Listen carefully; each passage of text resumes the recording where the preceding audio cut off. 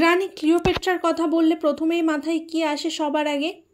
আমার তো মাথায় আসে সেই ছোটবেলায় পড়েছিলাম ইতিহাসের বইয়ের পাতায় উনি মিশরের রানী ছিলেন। খুব কঠিন একটা নাম ছিল, ক্লিওপেট্রা।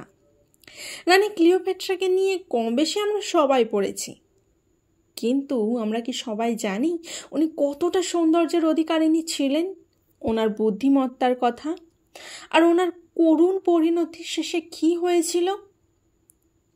আজকের গল্পতে আমরা সেটাই জানব। রানী ক্লিওপেট্রা উনি অসম্ভব সৌন্দর্যের অধিকারিণী ছিলেন। বলা হয় যে এখনকার দিনের হিরোইনরা তো দূর, মিস ওয়ার্ল্ড কিংবা মিস ইউনিভার্স ওনার ধারে কাছে যেতে পারবেন কি না তা নিয়ে যথেষ্ট সন্দেহ রয়েছে। তার সাথে ছিল ওনার কণ্ঠ, অত্যন্ত সুমধুর। বলা হয় যে উনি নিজের সৌন্দর্য ধরে রাখার জন্য যথেষ্ট অর্থ ব্যয় করতেন।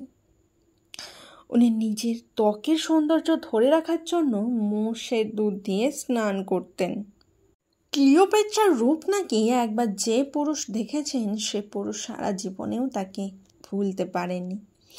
সাথে ছিল তার অসম্ভব তীক্ষ্ণ বুদ্ধি, আর এই বুদ্ধি আর সৌন্দর্য দিয়েই ক্লিওপেট্রা হয়ে উঠেছিলেন মিশরের অসম্ভব ক্ষমতা সম্পন্ন একজন রানী। ক্লিওপেট্রা ছিলেন অত্যন্ত স্বাধীন চেতা একজন মানুষ। 332 খ্রিস্টপূর্বেই আলেকজান্ডার মিশর জয় করেন। তারপর তিনি খুব অল্প বয়সেই মারা যান। তার এই সুবিশাল সাম্রাজ্য কিছু সেনাপতিদের মধ্যে ভাগ হয়ে গিয়েছিল, আর তার সেনাপতিদের মধ্যে প্রথম টলেমি মিশরটি ভাগে পেয়েছিলেন। তারপর 200 বছর কেটে যায়। তখন মিশরের রাজা ছিলেন 12তম টলেমি। সেই সময় যিনি প্রথম রাজা হতেন, বংশ পরম্পরায় উত্তরাধিকার সূত্রে সেই রাজবংশের ছেলেরা সেই নামটি বয়ে নিয়ে যেত, আর সেই নামেই তাদের পরিচিতি লাভ করত। একইভাবে মেয়েরাও উত্তরাধিকার সূত্রে প্রথম যে রানীর নাম থাকতো সেই নাম অনুযায়ী পরবর্তী প্রজন্ম সেটা বয়ে নিয়ে যেত। আজকের ভিডিওতে আমরা যাকে নিয়ে কথা বলছি তিনি ছিলেন 7ম ক্লিওপেট্রা। সেই সময়কার এক অদ্ভুত নিয়ম ছিল, রাজার রাজবংশের ক্ষমতা যাতে অন্য কারো হাতে না যায় সেই জন্যই সেই সময়কার নিয়ম অনুযায়ী তারা নিজেরা নিজেদের ভাই বোনেদের সাথে বিয়ে করতে পারত। তেমনি 12তম টলেমি ও 5ম ক্লিওপেট্রা এরা দুজনেই ছিলেন ভাই বোন, এবং তাদের কন্যা সন্তান ছিলেন 7ম ক্লিওপেট্রা। 69 খ্রিস্টপূর্বে তিনি জন্মগ্রহণ করেন, আর ক্লিওপেট্রার নামের মানে ছিল বাবার গৌরব। সত্যিই ওনার কাজকর্মের কথা শুনলে বুঝতে পারবেন যে উনি কতটা গৌরব করার মতো একজন নারী ছিলেন। উনি যে নিজের সৌন্দর্য ধরে রাখার জন্য নিজের যথেষ্ট যত্ন নিতেন তা তো বলেইছি, সাথে উনি পড়াশোনাতেও ভীষণ ভালো ছিলেন, সাথে ছিল তীক্ষ্ণ বুদ্ধি। ক্লিওপেট্রা ছিলেন মিশরের প্রথম নারী যে প্রাচীন মিশরীয় ভাষা পড়তে এবং লিখতে পারতেন। এছাড়াও এর পাশাপাশি আরও অনেক ভাষায় তিনি জানতেন, যেমন হিব্রু, আরবিয়ান, মিথোপিয়ান, রোমান, বিভিন্ন ভাষা শিখেছিলেন। এছাড়াও তিনি নিজের পোশাক নিজেই ডিজাইন করতেন, আর তিনি বিভিন্ন ছোটোখাটো রোগের চিকিৎসাও করতেন। যখন ক্লিওপেট্রার 14 বছর বয়স তখন তার মা মারা যান, আর তারপর থেকেই ক্লিওপেট্রা তার বাবার শাসন কার্য পরিচালনার জন্য সাহায্য করতেন। বাবার সাথে ক্লিওপেট্রা শাসন কার্য পরিচালনা করার সময় চলেছিল 18 বছর বয়স পর্যন্ত। এই 4 বছরেই ক্লিওপেট্রা শাসন কার্য পরিচালনা করার নানান কৌশল শিখেছিলেন। সাথে তিনি সেই সময় মিশরের জলের সমস্যা ও দুর্ভিক্ষ দূর করেছিলেন, আর সেই কারণে তিনি মিশরীয়দের খুব প্রিয় হয়ে ওঠেন। ক্লিওপেট্রার মা মারা যাওয়ার মাত্র 4 বছরের মাথায় তার বাবাও মারা যান যুদ্ধ করতে গিয়ে। এরপর মিশরের নিয়ম অনুযায়ী ক্লিওপেট্রা তার ভাই 13তম টলেমিকে বিয়ে করেন। এরপর ক্লিওপেট্রা 13তম টলেমির সাথে মিশরের সাম্রাজ্য সামলায়। কিন্তু ক্লিওপেট্রা ছিলেন খুবই উচ্চাকাঙ্ক্ষী। তিনি স্বপ্ন দেখতেন একদিন তিনি একাই পুরো মিশর সাম্রাজ্য করছেন, শাসন চালাচ্ছেন। তাই তিনি নিজেদের স্বামীর বিরুদ্ধেই ষড়যন্ত্র চালান সিংহাসন থেকে সরানোর জন্য। কিন্তু এটা টলেমির কাছে ফাঁস হয়ে যায়। আর ক্লিওপেট্রা বুঝতে পারে যে এইভাবে তো টলেমিকে সরানো সম্ভবই নয়। তাই তিনি গৃহযুদ্ধ শুরু করে দেন।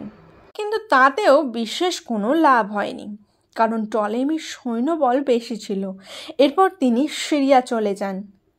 কিন্তু তিনি চলে গেলেও মিশর জয়ের আশা কোনোদিনই ছাড়েননি। খ্রিস্টপূর্ব 48 সালে রোমানদের রাজা ছিলেন জুলিয়াস সিজার। সে সময় রোমে গৃহযুদ্ধ বেঁধেছিল জুলিয়াস সিজার ও তার সেনাপতি পম্পিয়ার সাথে। সেনাপতি যুদ্ধে হেরে গিয়ে মিশর রাজধানী আলেকজান্দ্রিয়ায় চলে যান। কিন্তু টলেমি খবর পেয়ে তাকে হত্যা করেন। এর কিছুদিন পরেই সিজার মিশর আক্রমণ করেন। টলেমি বাধা দিলেও জিততে পারেননি। আর ওইদিকে ক্লিওপেট্রা এই সব কিছুর ওপর নজর রেখেছিলেন। এটা ছিল ক্লিওপেট্রার কাছে মিশর সিংহাসন দখলের একটা বড় সুযোগ। আর সিজার ছিলেন রোমের একমাত্র রাজা। তাই ক্লিওপেট্রা মনে মনে ভাবতেন, সে একবার যদি সিজারকে ছলে বলে কৌশলে তার প্রতি আকৃষ্ট করতে পারেন, তাহলে তার সমস্ত স্বপ্ন পূরণ হবে, যা সে এতদিন দেখেছে। আর ক্লিওপেট্রার রূপ দেখে সিজার তার প্রেমে পড়ে যায়, আর তার কথা মতোই মিশরের সমস্ত সাম্রাজ্য তার হাতে তুলে দেন। তারপর নিয়ম অনুযায়ী 14তম টলেমিকে দ্বিতীয়বার বিয়ে করেন। কিন্তু তিনি আবার ধীরে ধীরে তার দ্বিতীয় স্বামীকে ক্ষমতা থেকে সরিয়ে দেন।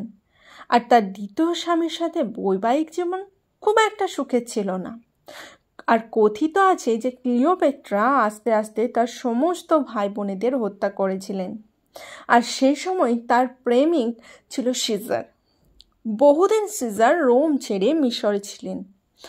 সেই সময় ক্লিওপেট্রা জুলিয়াস সিজারের পুত্র সন্তানের জন্ম দেন। কিন্তু সিজার তা কোনো দিনই প্রকাশ্যে আনেননি। তারপর ক্লিওপেট্রা তার ছেলে ও 14তম টলেমিকে নিয়ে রোমে ঘুরতে যান। কিন্তু রোমানরা ক্লিওপেট্রা ও সিজারের প্রেমটা মেনে নেননি আর ষড়যন্ত্র করে সিজারকে হত্যা করেন। এতে ক্লিওপেট্রা ভীষণ চিন্তায় পড়ে যান, কারণ তারই সৈন্যবলের জন্য সে নিজের ক্ষমতা ধরে রাখতে পেরেছিলেন। তাছাড়া তিনি ভেবেছিলেন সিজারের ছেলে ভবিষ্যতে রোমের রাজা বানাবেন। কিন্তু তিনি সিজারের ক্ষমতা ও সৌন্দর্য দিয়ে মিশর সিংহাসনে নিজের জায়গাটা আরও পাকা করেন। সিজারের পরের শাসক ছিলেন অ্যান্টনি। সিজারের মৃত্যুর পর রোমান সাম্রাজ্য 3টি ভাগে ভাগ হয়ে যায়, আর 3জন রাজাই ছিল ভীষণ শক্তিশালী। আর প্রত্যেকেই সিজারের জায়গাটা নেওয়ার চেষ্টা করে যাচ্ছিলেন। আর এই অ্যান্টনির হাতেই ছিল মিশরের শাসন কার্য পরিচালনা করার ক্ষমতা। কিন্তু তারপরেও তিনি ক্লিওপেট্রার সম্মতি চেয়েছিলেন, কারণ যদি ক্লিওপেট্রার সম্মতি না থাকে তাহলে তার শত্রুদের ক্লিওপেট্রা তার বিরুদ্ধে কাজে লাগাতে পারে সেই ভয়ে। তাই তিনি ক্লিওপেট্রার সাথে সমঝোতায় আসার চেষ্টা করেন। দূতকে দিয়ে ক্লিওপেট্রার কাছে তিনি একটা চিঠি পাঠান। কিন্তু ক্লিওপেট্রা তার উত্তরে কিছু বলেন না, কারণ তিনি জানতেন যে অ্যান্টনি তার সাথে বন্ধুত্ব করার চেষ্টা করার জন্য মরিয়া হয়ে উঠেছে। এরপর অ্যান্টনি যখন দেখলেন ক্লিওপেট্রা কোনো উত্তরই দিচ্ছেন না, তখন তিনি ক্লিওপেট্রাকে রোমেতে ডেকে পাঠান। এতে ক্লিওপেট্রা রাজি হয়ে যান, কারণ তিনি এটার জন্যই অপেক্ষা করেছিলেন। আসলে তার প্রয়োজন ছিল অ্যান্টনির ক্ষমতা ও সৈন্যদের, না হলে সে তার শত্রুদের দমন করতে পারবেন না। এরপর তার জন্য একটি নৌকা প্রস্তুত করা হয়। অনেক লেখকের বইয়ে পড়ে জানা যায় যে নৌকাটিতে দেখে মনে হচ্ছিল যেন জলের ওপর একটি ভাসমান রাজপ্রাসাদ। নৌকাটি তৈরি হয়েছিল সোনা খচিত মুক্ত দিয়ে, আর পালগুলি ছিল বহু মূল্যবান সিল্কের কাপড়ের। নৌকার মধ্যে চলছিল লাইভ মিউজিক এবং ক্লিওপেট্রার দাসীরা তাকে হাওয়া করছিলেন।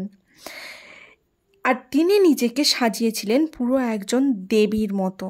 এরপর তিনি রোমে গিয়ে পৌঁছালেও তিনি কিন্তু অ্যান্টনির প্রাসাদে যাননি, বরং তিনি অ্যান্টনিকে তার জাহাজে ডেকে পাঠিয়েছিলেন। কারণ তিনি চেয়েছিলেন তিনি যখন অ্যান্টনির সাথে সময় কাটাবেন সে সময় সে তার রূপ দিয়ে অ্যান্টনিকে বশ করতে চেয়েছিলেন। এর আগেই কিন্তু অ্যান্টনির লোকমুখে ক্লিওপেট্রার রূপের কথা শুনেছিলেন। আর যখন গিয়ে তিনি ক্লিওপেট্রার সামনে দাঁড়ালেন তখন তার মনে হচ্ছিল তিনি যেন একজন দেবীকেই দেখছেন। আর অ্যান্টনি তখন ক্লিওপেট্রার প্রেমে পড়ে যায়। কিছুক্ষণ তারা সময় কাটায় একসাথে। কিন্তু রোমানদের তো কোনো দিনই পছন্দ ছিল না ক্লিওপেট্রাকে, তাই অ্যান্টনির সাথে সম্পর্কটা তারা মেনে নিতে পারেননি। তাই রোমানরা অ্যান্টনির শত্রুদের সাথে মিশেই যুদ্ধ ঘোষণা করে দেন। কিন্তু অ্যান্টনি চাচ্ছিল এই যুদ্ধটা না করেই এড়িয়ে যেতে। কিন্তু তারপরেও অক্টেভিয়ান যুদ্ধটি লেগেছিল অ্যান্টনি ও রোমের অন্যান্য সম্রাটদের মধ্যে। আর ওই যুদ্ধের সময় অ্যান্টনিকে দুর্বল করার জন্য একটি মিথ্যা ছড়ানো হয়েছিল যে ক্লিওপেট্রা নাকি মারা গেছেন। তার এই মৃত্যুর খবর পেয়ে স্বাভাবিকভাবেই অ্যান্টনি ভেঙে পড়েন আর নিজেই নিজেকে তলোয়ারের আঘাতে শেষ করে দেন। এমনিতেও যুদ্ধের অবস্থা খুব একটা ভালো ছিল না। অ্যান্টনির পরাজয় ছিল নিশ্চিত। যুদ্ধের পর জয়ী হয় রোমের আর এক সম্রাট অক্টেভিয়ান, আর তারপরই তিনি মিশর দখল করে নেন। আর এই শোকে ক্লিওপেট্রা পুরোই পাথর হয়ে যান, কারণ একদিকে ছিল তার প্রেমিকের মৃত্যু আর অন্যদিকে ছিল নিজের হার। তিনি মেনে নিতে পারছিলেন না। তিনি নানাভাবে আত্মহত্যা করার চেষ্টা চালিয়ে যাচ্ছিলেন, কিন্তু অক্টেভিয়ানের সৈন্যরা তাকে বন্দি করে রাখেন এবং কড়া পাহারার মধ্যেও রেখেছিলেন। খ্রিস্টপূর্ব 32 সালে তিনি মারা যান। তার মৃত্যু নিয়েও ছিল যথেষ্ট বিতর্ক। বলা হয় তিনি নাকি বিষাক্ত সাপের কামড় খেয়ে আত্মহত্যা করেছিলেন। আবার এও বলা হয় তিনি চুল বাঁধার জন্য যে ক্লিপগুলো ব্যবহার করতেন তার একটির মধ্যে ছিল বিষ লাগানো, আর সেই ক্লিপের আঘাতেই তিনি নাকি মৃত্যুবরণ করেছিলেন। আবার অনেকের মতে তিনি নাকি আত্মহত্যাই করেননি, বরং তাকে খুন করা হয়েছিল। এক সময়কার এত ক্ষমতা সম্পন্ন, এত সুন্দর একজন রানীর শেষ পরিণতি আত্মহত্যা।